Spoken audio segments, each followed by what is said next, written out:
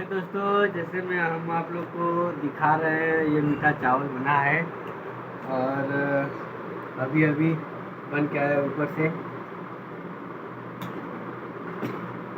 2-4 दिन हुआ जो गांव में यहाँ खरीदा था तो बच्चा दिया है, तो दूध हो गया तो इस रात काम होता है। जिस तरह से शादी विवाह में मीठा चावल नहीं बनता है खाना के बाद, उसी हिसाब से मीठा चावल घर बना है।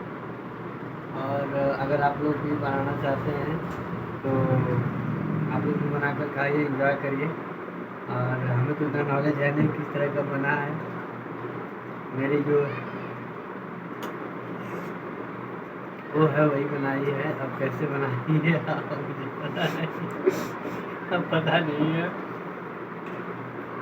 चावल, चीनी, कलर, काजू किशमिश, बादाम, देसी घी से बनता है, देसी घी से बनता है।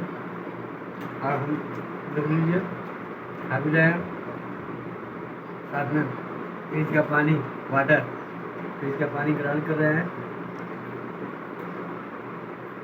वाह, नाइस नाइस नाइस, बस।